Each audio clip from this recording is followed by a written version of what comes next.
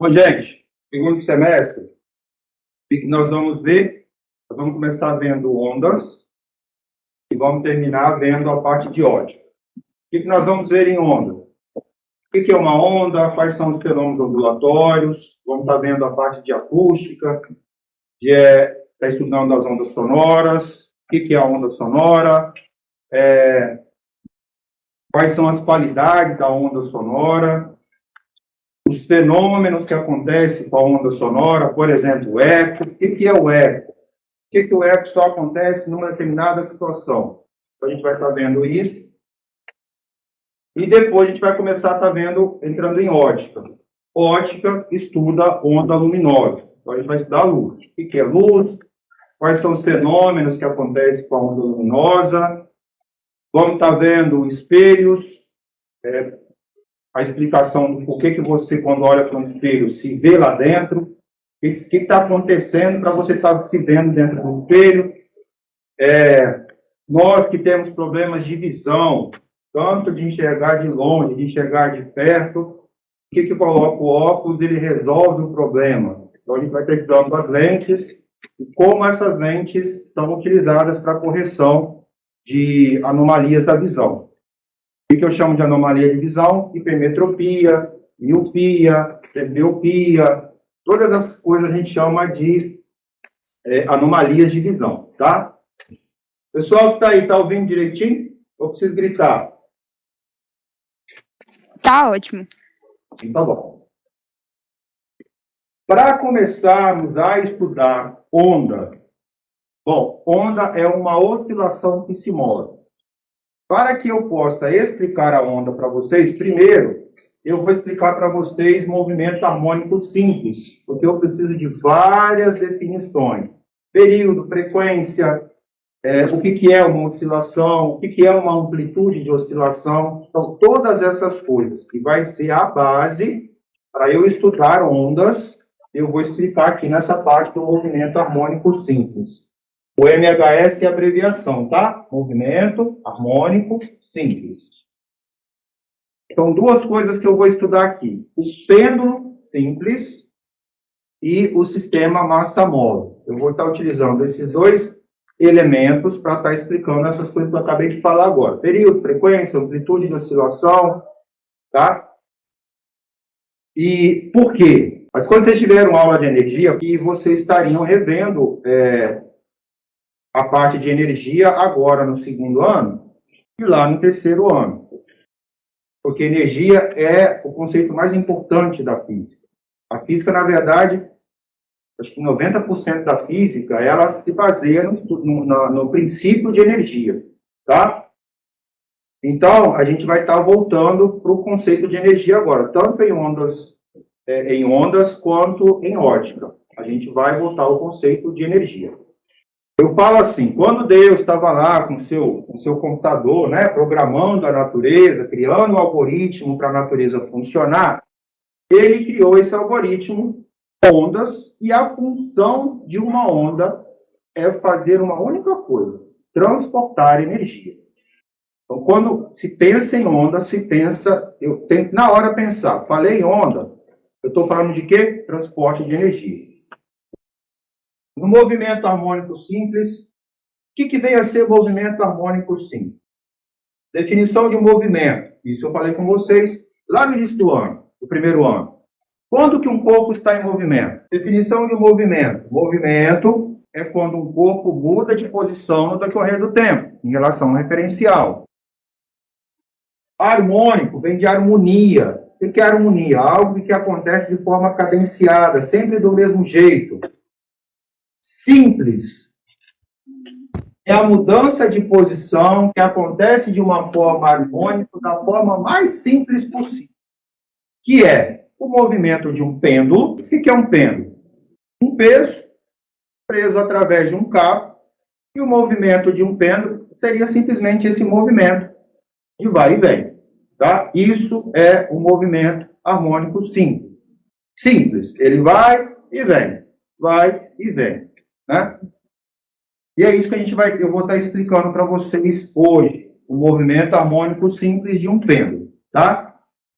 Então, O MHS é quando um corpo muda de posição em relação ao referencial de forma cadenciada, de forma periódica, de forma harmônica e de forma mais simples possível. E eu vou começar, então, com o pêndulo. Com o pêndulo simples, então, eu já falei, né? Basicamente, é um corpo de massa qualquer preso por um fio. Fio, corda, barbante, por algum cabo. Né? E ele vai estar fazendo esse movimento de vai e vem em torno de uma posição de equilíbrio. Quando que um corpo está em equilíbrio? A soma das forças é igual a zero. O corpo está em equilíbrio quando a força resultante, quando o somatório das forças sobre ele é zero. Então, ó, representação do pêndulo, vou pegar ele, vou trazer ele até a posição x1, vou soltar. O que a gravidade vai fazer? Vai puxar ele para baixo. Está puxando ele para baixo, né? Ele só não vai fazer isso aqui por causa da corda, né? E aí ele vai fazer esse movimento.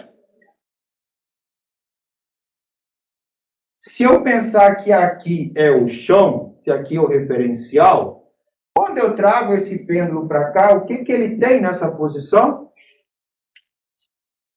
Energia potencial gravitacional, porque ele está a uma certa altura do chão. Eu pego o pêndulo, trago ele para cá,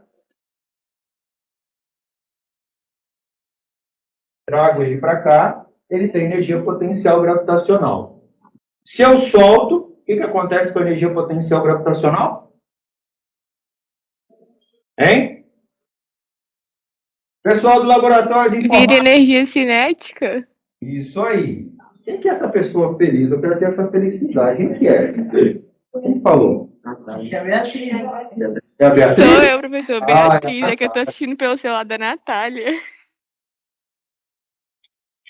Ó, então eu levo para lá, a energia potencial gravitacional se transforma em energia cinética. Pedro vai parar aqui na hora que eu soltar? Porque todo o corpo em movimento tende a se manter em movimento. Quem disse isso? Newton, princípio da inércia. Todo o corpo em movimento tende a se manter em movimento. A outra coisa é que se a energia potencial gravitacional se transforma em energia cinética, não é porque ele chegou ali que a energia cinética vai desaparecer, né? O que a energia cinética vai fazer quando ela passar aqui? Ora, ela vai se transformar de novo em energia potencial gravitacional. E o que você tem aqui é uma transformação. Energia gravitacional cinética, cinética gravitacional. Gravitacional em cinética, cinética em gravitacional. E por isso que ele é chamado de movimento harmônico simples. Você tem essa conversão de energia o tempo todo. Gravitacional cinética, cinética gravitacional. Gravitacional cinética, cinética gravitacional. Bom, eu estou percebendo que ele está ficando mais lento, né?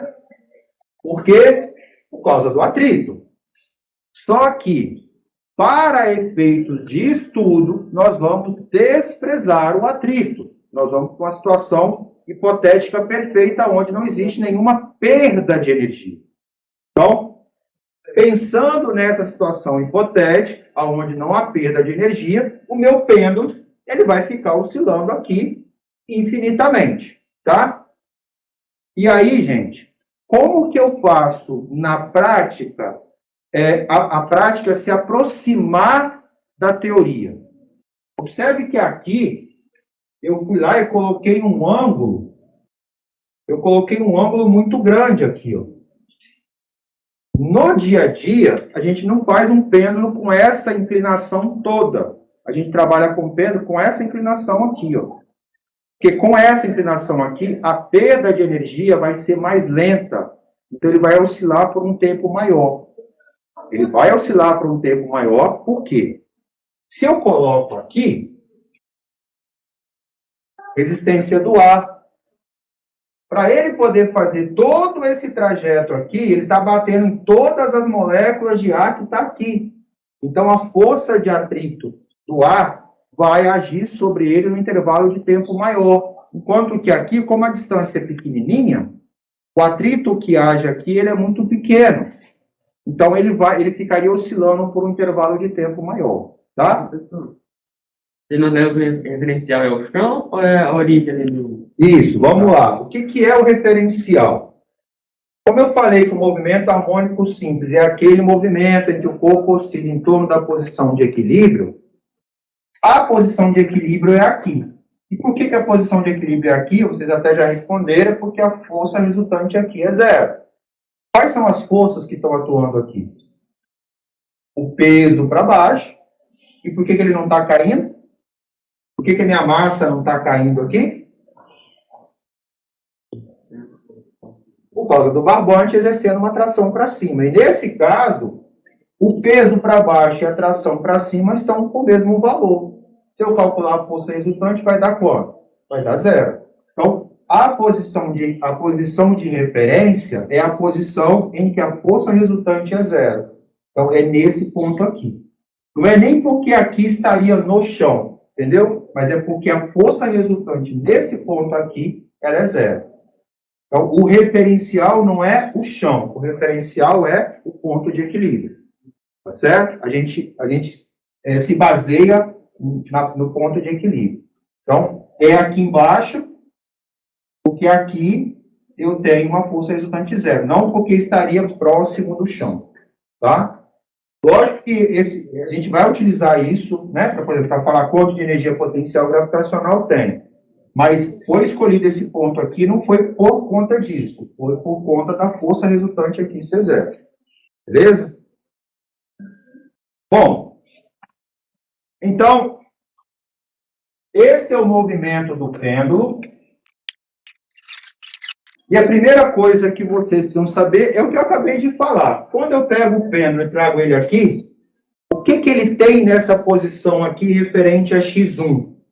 Ele tem uma energia potencial gravitacional máxima. Se eu trouxer ele para cá, aqui ele vai ter a maior quantidade de energia potencial gravitacional. Por quê? Porque ele vai estar a maior altura em relação ao chão. E aí, quando eu solto o pêndulo, na hora que ele passar por essa posição aqui, quanto que vai valer a energia potencial gravitacional? Quanto que valeria a energia potencial gravitacional aqui? Quanto? Nada. Valeria zero. Por que valeria zero?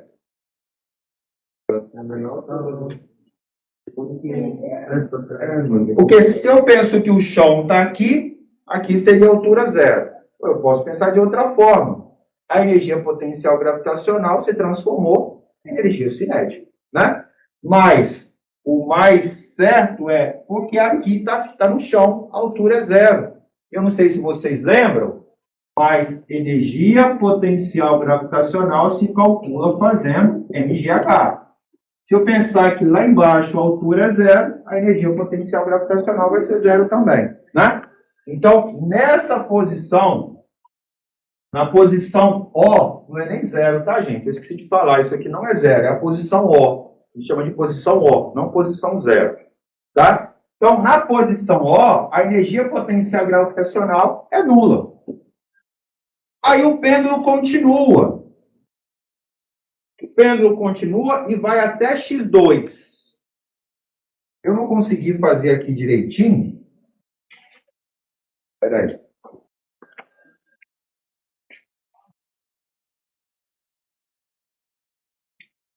Mas considerando que a altura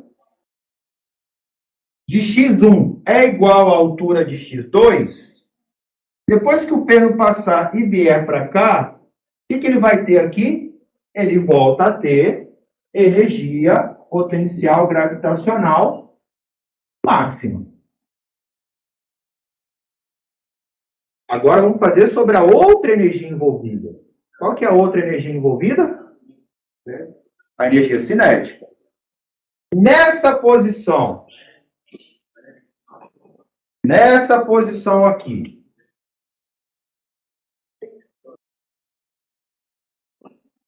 Qual é a energia cinética desse corpo nessa posição? Como está parado, a energia cinética é zero. Então, em x1, a energia cinética é zero. O que aconteceu com a energia potencial gravitacional? Se transformou em cinética. Se eu estou considerando um sistema conservativo, toda energia potencial gravitacional se transformou em energia cinética. Então, lá na posição O, a energia cinética ela vai ser máxima. Ela vai ter o maior valor possível. Aí, toda energia potencial gravitacional se transforma em energia cinética. E depois, o que acontece? A energia cinética volta a se transformar em energia potencial gravitacional.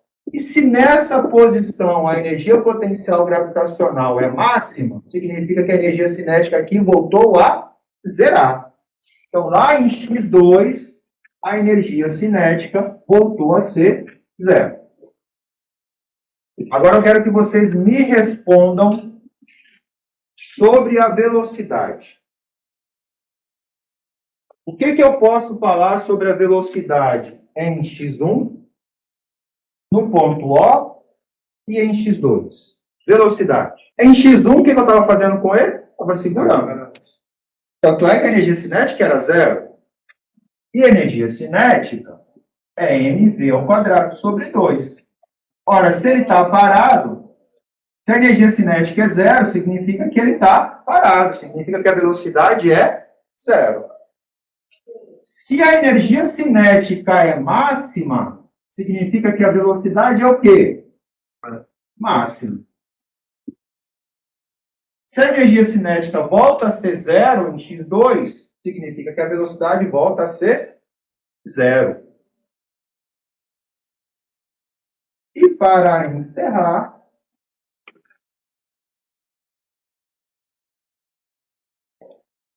o que eu posso falar sobre a aceleração? Estou apagando aqui para poder fazer maior, tá?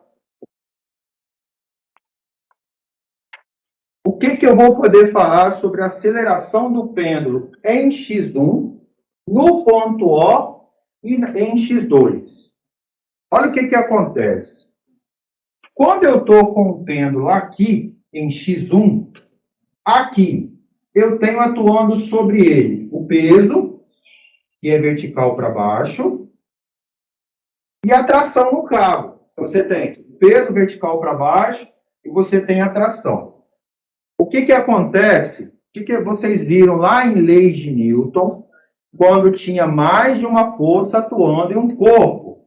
Você tinha lá um bloco qualquer, e aí sobre esse bloco você tinha lá uma força F1, uma força F2 e uma força F3. O que vocês faziam? Juntava todas as forças em um único pacote, que era a força resultante. Né? E aí, como que a gente calculava a força resultante? Eu tenho dois vetores, porque isso é um vetor, não é? Vetor força.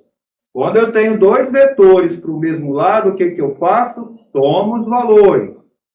Eu tenho dois vetores, um para a direita e o outro para a esquerda, como que eu faço?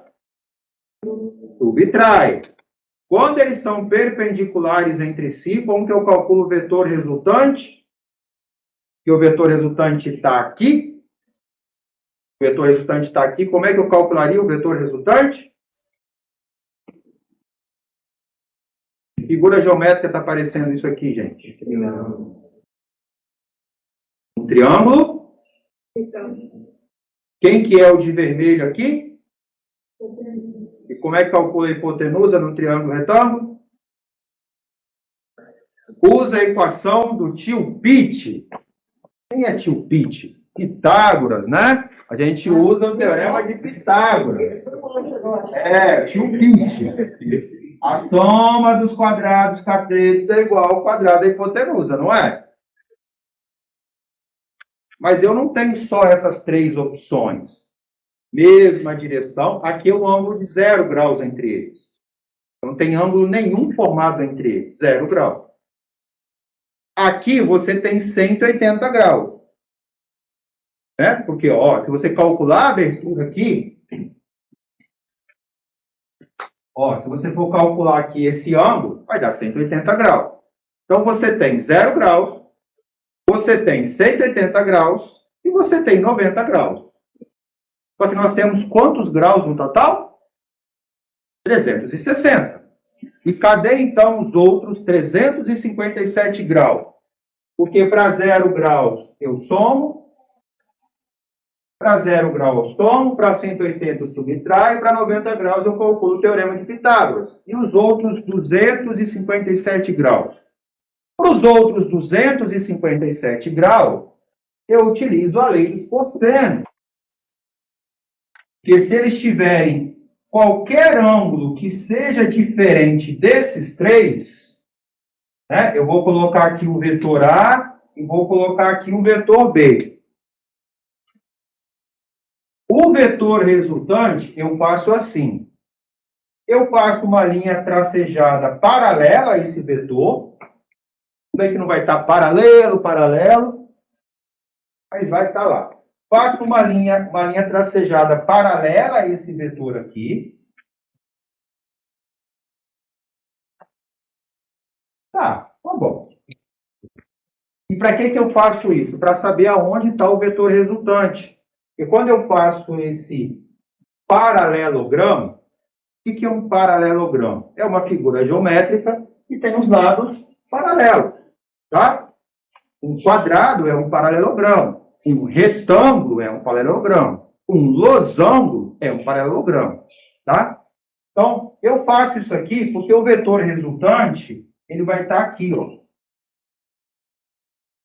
Então, a gente faz essa linha tracejada para poder saber qual vai ser a direção do vetor resultante. Então, você constrói aqui um paralelogramo e o vetor resultante vai estar na diagonal desse cara. E como que eu vou calcular o valor desse cara? Eu vou usar a lei dos cossenos.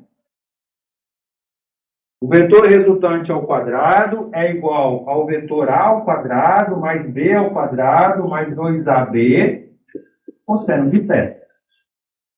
Vocês provavelmente já viram isso em matemática, só que acho que vocês viram com um sinal negativo aqui. Já viram isso em matemática, a lei dos cossenos? Já, né? Tem alguém que balançou a cabeça aí.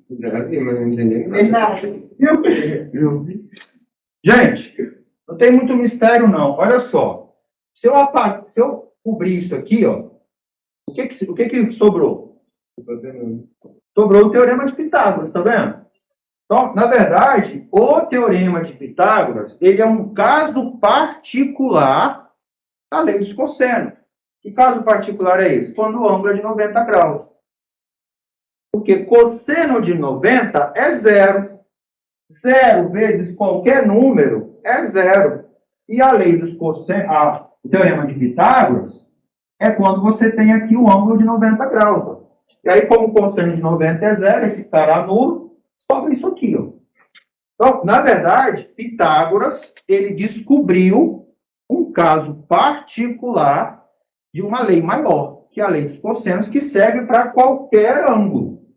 Qualquer ângulo. Se você colocar aqui 0 graus, você vai achar o mesmo resultado, simplesmente ir lá e somar os dois vetores. Se você colocar 180 graus, você vai achar o mesmo resultado de subtrair os dois vetores, que está um para cá e outro para cá. Tá bom?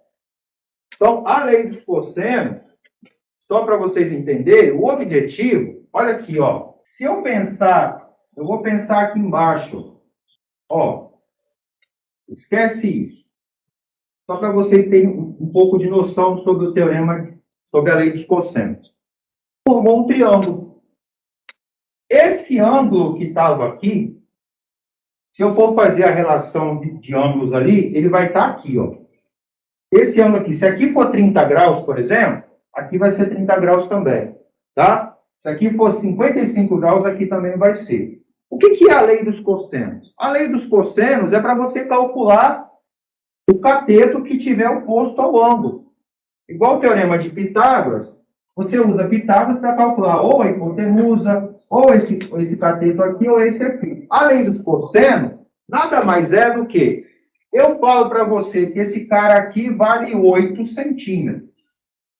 Esse cara aqui vale 22 centímetros. E você precisa calcular esse cara. Como que você vai calcular esse cara aqui? Você vai usar a lei dos cossenos. Só que não vai ser positivo. Vai ser negativo, porque a lei de cossenos ela é originalmente negativa ali naquela parte. Então, para que serve a lei dos cossenos? Para você calcular. É como se você estivesse calculando a hipotenusa de um triângulo retângulo. Tá? Só que para o triângulo retângulo, esse ângulo é 90 graus. E aí, como o cosseno de 90 é zero, acaba sobrando só essa parte simplificada. Mas a lei dos cossenos não tem nada de mais. É simplesmente uma relação matemática que você utiliza para calcular qualquer lado de um triângulo qualquer. Ele pode ser equilátero, isósceles, pode ser retângulo. Você pode usar a lei do cosseno para isso. É simples. Ela é mais extensa? É mais extensa. Mas ela, o objetivo é simples. Calcular o lado de um triângulo qualquer. Tá? Só que a gente usa na física positivo. Por quê? Quando você for para vir para esse ângulo aqui, ele é igual em módulo a esse aqui. Mas o sinal do ângulo é diferente, tá? Então, a gente acaba colocando positivo aqui para adiantar, tá bom? Bom, por que eu estou falando tudo isso? Porque esses dois vetores aqui, tração e peso, eles estão oblíquos entre eles. Eles estão numa situação igual a essa aqui. E aí eu preciso calcular a força resultante aqui. E para eu calcular a força resultante, eu vou ter que fazer o que eu acabei de fazer ali. Passar uma linha pontilhada, tracejada, paralela a esse vetor. Quantas horas, né? Tá longe. É porque a gente tem que aprender a dar aula, gente. Eu dava aula aqui pro celular. Apesar de aparecer uns 50 minutos de aula, 1h10, às vezes ficava 2h30 aqui. Eu errava, começava de novo, xingava, porque estava errando. Tinha que voltar. O bom da edição é isso. Bom, aí eu vou passar uma linha tracejada paralela a esse vetor. Vou pegar uma linha tracejada a esse vetor aqui. Ó, passei uma linha paralela a esse vetor. Passei uma linha paralela a esse vetor. O objetivo aqui é fazer o quê? É saber aonde está a direção e o sentido do vetor resultante. Como que eu faço isso? Sempre pegando na diagonal desse paralelogramo que apareceu. Nesse caso aqui, a força resultante vai estar aqui. Ó. No caso do pêndulo, a força resultante vai estar exatamente na direção do movimento dele. Ó. Tá vendo? Se eu fosse fazer a linha pontilhada aqui, eu estaria fazendo ela assim. Ó. Essa força resultante está exatamente acompanhando a trajetória dele. Porque é ela que está fazendo o pêndulo fazer esse movimento. Tá? Bom, então, o que acontece? Existe uma força resultante atuando nesse pêndulo que está exatamente na direção do movimento desse pêndulo. Como que eu teria que fazer para calcular essa força resultante? Aplicar a lei dos cossenos. Eu teria que fazer força resultante ao quadrado é igual tração ao quadrado, peso ao quadrado, 2, tração, peso, vezes cosseno de θ, que é esse ângulo aqui, tá? Mas eu não quero isso aqui, não. Isso aqui é só para vocês entenderem que existe uma força resultante atuando no pêndulo. Agora, isso eu preciso. O que a segunda lei de Newton fala para a gente? Se existe uma força resultante diferente de zero, obrigatoriamente eu preciso ter uma aceleração também diferente de zero. Tanto é que Isaac Newton falou, força resultante é massa vezes aceleração. O que a segunda lei de Newton fala para a gente? Se existe uma força resultante diferente de zero, obrigatoriamente existe uma aceleração. E qual é a relação entre esses dois caras? A relação está aqui na equação, força igual a massa vezes aceleração. Quanto maior for a força resultante, maior vai ser o valor da aceleração. Quanto menor for o valor da força resultante, menor será o valor da aceleração. Tá? Então, isso tudo que eu falei para chegar nesse ponto aqui. Porque eu quero responder. Tem aceleração no pêndulo? Tem. E tem lugar onde a aceleração é máxima e tem lugar onde a aceleração vai ser mínima. E eu quero saber onde que ela é máxima, onde que ela é mínima. E para eu saber aonde ela é máxima e aonde ela é mínima, eu preciso desse conceito aqui. Tá? Eu sei que nesse ponto aqui existe uma força resultante apontando para cá. Como aqui é o máximo do ângulo que ele vai ter, então se o ângulo é máximo, a força resultante vai ser máxima. Então, nesse ponto aqui, a força resultante é máxima. Se nesse ponto aqui a força resultante é máxima, nesse ponto aqui a aceleração vai ser o quê, gente? Vai ser máxima. Então, em x1, a aceleração tem valor máximo. E quando chegar lá do outro lado, em x2, vai acontecer a mesma coisa. Essa força resultante aqui vai estar apontada para o lado de cá. Tá? Porque, olha só, o que vai acontecer. Olha aqui. Está dessa forma. Está dessa forma aqui. Aí a força resultante está para cá. O pêndulo vai descendo. Olha o que vai acontecer, ó. Não estou falando aí não, né?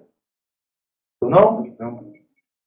Ó, na hora que esse pêndulo for descendo, o peso não vai mudar, ele vai continuar vertical para baixo. Mas a tração, ó, vou ter que sair da frente do pincel, não vai ter jeito não. Olha só, tá desse jeito. A hora que o pêndulo for descendo, o peso, a direção do peso não muda, é sempre vertical para baixo. Mas o pincel que está representando a tração, ele vai mudando, né? E quando ele chegar aqui na posição de equilíbrio, olha como é que vai dar os dois vetores. E aí, nesse ponto aqui, quanto que vai dar a força resultante? Vai dar zero. E se a força resultante é zero, se ela for zero, se aqui for zero, quanto que vai valer aqui? Zero. Vai valer zero. Então, num ponto O, a aceleração vale zero. Aí, gente, olha só. Então, aqui a força resultante está para cá, ela é máxima. Aí o pêndulo vai descendo, descendo, descendo, descendo. Quando chega aqui, a força resultante é nula. E aí o pêndulo continua. Ele continua. E olha o que acontece quando chega aqui, ó. O pêndulo fica desse jeito. Fica nessa posição aqui. O que vai acontecer? A força resultante vai estar para cá, ó. Certo? Conseguiram enxergar isso? A força resultante vai estar no sentido contrário. Essa força aqui, ela está no sentido contrário ao movimento do pêndulo. Porque o pêndulo que estava aqui, ó, ele veio, o pêndulo está se movendo para cá, ó. E a força está no sentido contrário. Então, quando passa dessa posição aqui de equilíbrio, quando ele começa a vir para cá, ele começa a sofrer uma força no sentido contrário ao movimento. E aí ele vai fazer o quê? Ele vai desacelerar. Então ele vai ter aqui uma aceleração negativa. E quando ele chegar lá no ponto x2, ele volta a ter uma aceleração máxima. Só que eu tenho que lembrar que essa aceleração daqui, dessa posição aqui, até faltando 1 milímetro para chegar no ponto máximo, essa aceleração aqui vai ser negativa. O que eu estou dizendo? 1 milímetro antes de chegar no ponto máximo. O cara que vai chegar no ponto máximo, ele para, né? E a aceleração agora começa a fazer ele voltar. E aí a aceleração vai ser agora positiva na hora que ele estiver descendo. Na hora que ele estiver indo, a aceleração é negativa. Mas na hora que ele começar a descer, a aceleração vai ser positiva. E por conta disso, eu não posso colocar aqui que a aceleração vale 3 e colocar do lado de cá menos 3. Ela vai ser 3 de ambos os lados. Por quê? Se eu solto ele dessa posição, a aceleração aqui é 3, 2, 1, até chegar na aceleração 0. Aí começa menos 0,1, menos 2, menos 2,5, né? Aí chegou aqui, parou. Aceleração vale 3, 2,5, 2, 1,8, 0, menos 0,2, menos 0,3. Então, o intermediário, ele vai ser negativo e positivo. Nesse caso aqui vai ser positivo, porque eu soltei de lá, então aqui ele está sendo positivo. Mas quando ele chega aqui, começa a ficar negativo. E depois vai voltar positivo, vai ficar negativo aqui. Então, o que a gente faz? A gente pensa só nos extremos. E nos extremos a gente vai pensar sempre em positivo, tá? Porque não existe força negativa. Não existe força negativa nem positiva. A força é um vetor, é um módulo, né? Então, quando chegar lá em x2, a aceleração volta a ser máxima. Bom, olha só. Uma coisa que vai ser, provavelmente possa vir cair no Enem, daqui 2 anos, quando vocês estiverem fazendo. E como a questão de energia ela é muito primordial na física, o Enem sempre está cobrando coisas relacionadas à energia. Então, em relação ao pêndulo, isso aqui provavelmente, dificilmente seria cobrado em alguma questão do Enem. Mas isso aqui é base para eu poder fazer a questão. Aí, isso aqui há uma grande chance de estar caindo numa prova de Enem, por exemplo. Tá? Por quê? Porque tem a questão da energia, do envolvimento do princípio da conservação de energia. Tá? Então, eu vou transcrever essas duas partes aqui. Vou deixar um pincel aberto, ele está sendo. Eu vou pegar aquelas duas partes ali de energia cinética e energia potencial gravitacional e vou estar transcrevendo aqui no gráfico. Bom, a energia potencial gravitacional em x1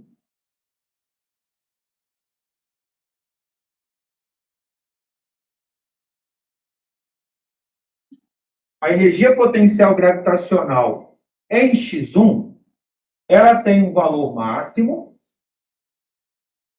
Depois, quando ela vai para a posição O, a energia potencial gravitacional fica 0. E quando ela volta para a posição x2, essa energia potencial gravitacional volta a ser máxima. E aí eu vou fazer um gráfico. Se eu pedisse para vocês fazerem um gráfico, como que vocês fariam um gráfico aí? Juntar os pontos. Faria uma parábola ou faria um triângulo, um V? Então, gente, é uma parábola. Mas é uma parábola, não é por conta da trajetória do pêndulo. É porque, como você tem uma aceleração envolvida, eu tenho que lembrar, quando eu penso em aceleração, eu tenho que pensar em movimento uniformemente variado. E no gráfico, por exemplo, se eu for fazer o gráfico, vamos descer esse aqui? Não, esse aqui é uma reta. Mas se eu for fazer um gráfico do movimento uniformemente variado, como a velocidade está variando ao longo do tempo, se você for fazer um gráfico, ele vira uma parábola, porque a velocidade ela não está variando constantemente.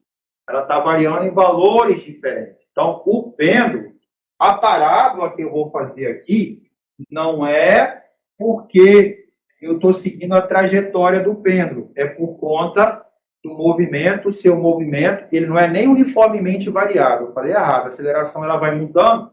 Como a aceleração vai mudando, não tem como você fazer dessa forma, porque reta, quando você faz um gráfico tem uma reta, Você está dizendo que aquele fenômeno é um fenômeno que está acontecendo algo constante. E não está constante. Porque a aceleração vai mudando. Eu falei, né? A aceleração aqui é, lá no pêndulo, eu falei, a aceleração aqui é 3, aqui é 2,2, porque a força resultante vai mudando. Então, é uma parábola, não por conta do movimento do pêndulo, mas porque a aceleração ela não é constante, ela está variando ao longo do tempo. Tá? Então, esse cara aqui seria o gráfico da energia potencial gravitacional. E da energia cinética? É o contrário, não é? Ó, aonde está máximo na gravitacional, está zero na cinética. Aonde é zero na gravitacional, é máxima na cinética. Então, em x1, a energia cinética é zero. No ponto O, a energia cinética é máxima. E em x2, a energia cinética volta a ser nula. E aí você tem também uma parábola. Só que uma parábola invertida. E se eu pedisse para vocês fazer um gráfico da energia mecânica total desse pêndulo? Pensa um pouquinho, tá? Antes de responder. Emerson está me perguntando sobre a energia mecânica do sistema. Deixa eu lembrar o que eu aprendi sobre energia mecânica do sistema conservativo. Agora formule uma resposta. Por que a energia potencial gravitacional aqui está com valor máximo e a energia cinética está zero? E quando chegou aqui se inverteu? Por quê? Porque toda a energia potencial gravitacional se transformou em cinética. A energia potencial gravitacional do pêndulo foi transformando em energia cinética. Então, vamos supor, aqui nesse ponto, vamos pensar na trajetória do pêndulo, tá? Vamos pensar na trajetória do pêndulo. Eu falo para vocês que em x1, a energia potencial gravitacional é de 600 joules. Qual que vai ser a energia cinética dele no ponto zero? 600 joules, porque eu estou considerando um sistema o quê? Conservativo. Então, ali era 600 de gravitacional. Aqui vai ser 600 de cinética. Quando voltar para x2, o que vai acontecer? A gravitacional volta a ser 600 e a cinética volta a ser zero. Ou seja, a energia mecânica do sistema ela é constante. Porque à medida que a energia potencial gravitacional vai diminuindo, na mesma proporção a energia cinética vai aumentando. Vai chegar um ponto, inclusive, da trajetória, que eu não sei aonde é, que as duas energias vão ter o mesmo valor. Depois, a energia potencial continua a diminuir e, na mesma proporção, a energia cinética vai aumentando. Então, a energia mecânica, lembrando que energia mecânica é a energia cinética, potencial gravitacional e potencial elástico. Nesse caso aqui, a gente só tem essas duas. Então, a energia mecânica do sistema é o somatório da cinética mais a gravitacional. E por isso ela vai ser constante. Porque eu estou considerando um sistema conservativo. Tá? Então, se eu fosse fazer um gráfico, eu não vou colocar ele aqui não, para não mexer no desenho, tá? Mas ele seria uma reta. Mas uma reta aonde? Será que seria uma reta aqui no meio? Será que seria uma reta aqui em cima? Não. Tem que ser em cima. Por quê? Veja bem. Se nesse ponto aqui, ó, porque aqui, tá vendo que aqui está o eixo da energia? Aqui está o eixo da energia.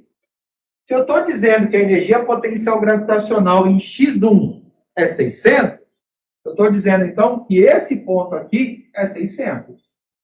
É 600 joules. Pequenininho demais. É 600 joules. E a energia cinética? É zero. Mas à medida que a energia potencial gravitacional for diminuindo, a cinética vai aumentando. Ah, Emerson, mas e esse ponto aqui? Esse ponto aqui vai ser quanto? Ora, vai ser 600 Porque nesse ponto aqui eu tenho que somar a energia gravitacional e a cinética. A cinética vai ser, sei lá, a cinética pode ser um 280 e a gravitacional 320. E se eu somar as duas, vai dar os 600. Então, o gráfico da energia mecânica, ele seria reto e seria lá em cima. Porque ela vai ser 600 em qualquer ponto da trajetória. A diferença é que um ponto, a gravitacional vai ser um valor, a cinética vai ser outro. Mas se eu somar, continua dando 600. Vocês entenderam? Vamos ver se vocês lembram. Também lá do primeiro ano. Quando vocês estavam estudando movimento circular, vocês viram o conceito de duas coisas: período e frequência.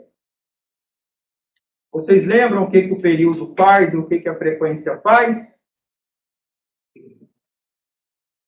Eu não gosto de decorar dessa forma. Eu gosto de ir pela etimologia da palavra. O que é período? O que é frequência? Vamos lá. Estamos no período chuvoso. Quando uma pessoa fala para você, estamos num período chuvoso, o que vocês entendem?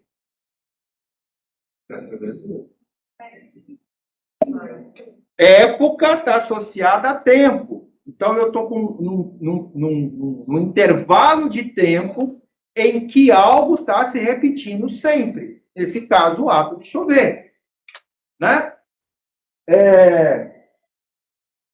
Estamos no período festivo da cidade de Nova Venécia. O que a gente entende por isso? Tem uns dias ali que vai ter festa todo dia. Não é isso? Então, quando a palavra período, ela está associado a tempo em que um dado fenômeno está sempre se repetindo. Então, período chuvoso, período festivo,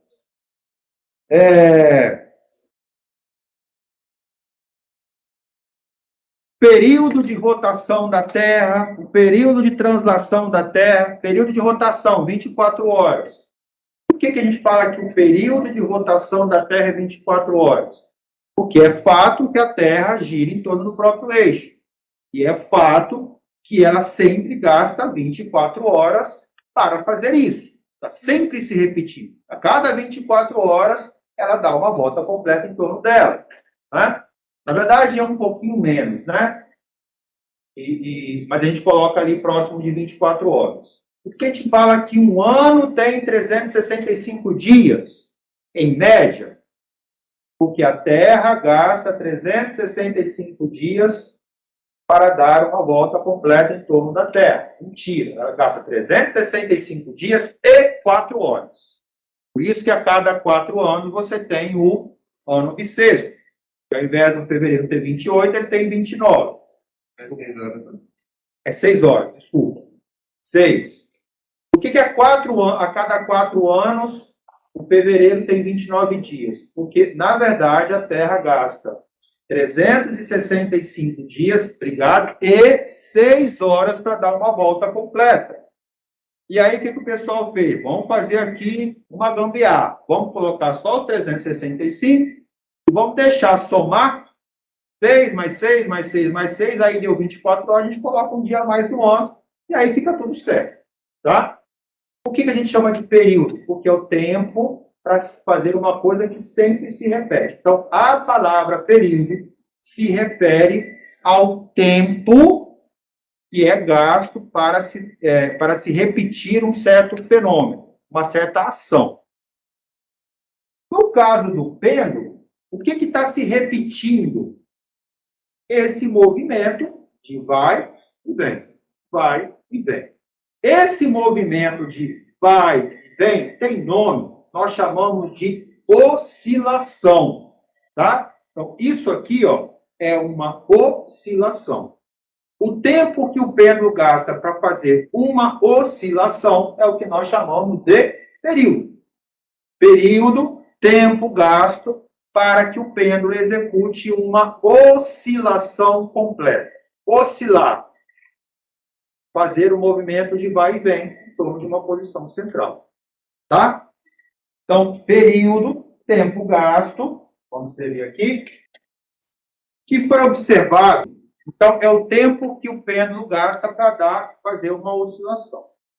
Primeira coisa que foi observado, a quantidade de massa que é colocado aqui não interfere nesse tempo. Aqui tem 50 gramas. Se eu pegar um pezinho de 5 gramas, de 10 gramas, colocar aqui, para esse mesmo comprimento aqui, ele vai gastar o mesmo tempo. Fizeram várias e várias experiências e verificaram que a massa que está presa ao pêndulo não modifica o seu período. Nem aumenta, nem diminui. Porém, olha o que vai acontecer. Ó. Eu não sei se vocês sabem, mas o tempo que você gasta para falar 101, 102, 103 é exatamente 1 segundo. O tempo que você gasta para falar pausadamente 101 é exatamente 1 segundo. Então, o que eu faço para contar segundos quando eu preciso? Eu conto 101, 102, 103, porque eu sei que vai estar próximo de 1 segundo. Então, ó, estou colocando aqui uma certa inclinação e vou contar quanto tempo ele vai gastar para executar uma oscilação completa. 101, 102. Gastou mais ou menos 2 segundos para uma oscilação completa. Tá? Agora eu vou fazer isso aqui, ó.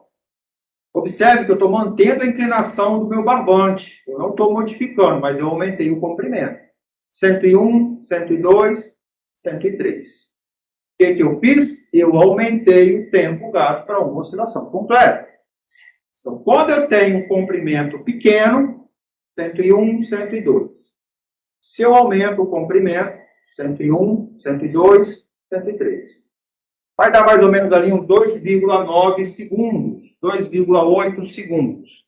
Então, o que foi observado é que o tempo que o pêndulo gasta para dar uma oscilação completa, ou seja, o período de oscilação, depende diretamente do comprimento do fio em que ele está ligado. Quanto maior for o comprimento do fio, maior vai ser o período. Tem lógica isso? Se eu passo um pêndulo com esse comprimento, para dar uma oscilação completa, ele vai percorrer essa distância aqui.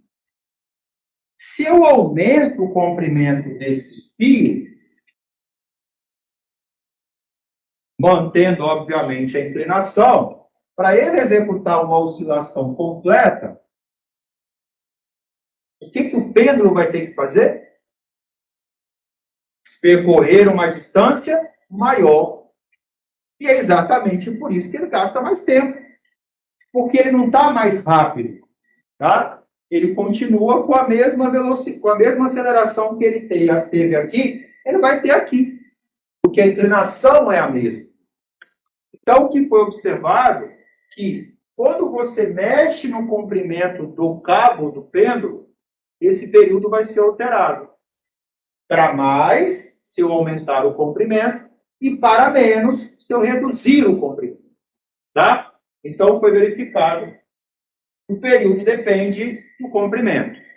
Qual outro fator que eles observaram que determinou o valor do período? Foi observado, gente, que se eu pego esse pêndulo, eu passo aqui na Terra esse experimento, solto quanto tempo ele gastou. Se eu pegar esse pêndulo, levar para a Lua e fazer o experimento na Lua, o pêndulo não vai fazer isso. O pêndulo vai fazer isso aqui. Ele vai devagarzinho. Ele vai se mover para lá, ele vai se mover para cá, mas ele vai fazer lentamente. E por que ele vai fazer lentamente? Por causa da gravidade. Porque a gravidade na Lua é 6 vezes menor do que a gravidade aqui na Terra. Enquanto que aqui é 10, tá? Gira em torno de 1,6. E quem é que fez esse pêndulo aqui descer? A força resultante entre o peso e a tração. E como é que eu calculo o peso? Massa vezes a aceleração da gravidade. Então, se eu altero a gravidade, eu altero o peso. E se eu altero o peso, eu altero o valor da força resultante. E se eu altero o valor da força resultante, eu vou alterar também a aceleração. Mexendo na aceleração, eu mexo na velocidade e mexo no tempo também. Tá? Então, foi verificado que o período, a aceleração influencia no valor do período. De que forma? Aqui na Terra, o pêndulo faz isso. Na Lua, o pêndulo vai gastar mais tempo. O pêndulo vai gastar mais tempo porque a aceleração da gravidade é menor. Ou seja, a relação é inversa. Se ela é inversa, eu coloco assim. 1 sobre G. E aí, gente, o que acontece? A física é assim. Eu tento descobrir quais são as variáveis que determinam aquele fenômeno. Determinei. Agora, eu vou tentar construir uma relação matemática para que o valor que eu medir coincida com o valor que eu calcular. E aí os caras foram fazer. Ó, cheguei nessa equação, beleza. Então, o período deve ser calculado fazendo L sobre G, porque é diretamente proporcional, inversamente proporcional. Aí escrever a equação desse jeito. E aí foram lá, fizeram o experimento, cronometraram, deu X. Quando eles jogaram nessa equação que eles supunham ser a correta, o valor não batia. O resultado não batia e dava uma diferença muito grande. E aí eles começaram a fazer outros experimentos, até eles chegarem a uma equação que o valor calculado coincidia com o valor medido. E essa equação, eles chegaram aqui. O período é 2π raiz quadrada de L sobre G. Vocês precisam saber que se eu aumentar o comprimento do fio, o período vai ficar maior. Se eu diminuir o comprimento, o período vai ficar menor. E se eu mexer na gravidade, eu vou mexer também no período. Eu vou cobrar vocês saberem que o período é diretamente proporcional ao comprimento e ele é inversamente proporcional à gravidade. O L é o tamanho do fio? Isso. O que é o L? O L é o comprimento do meu fio ali. Tá bom?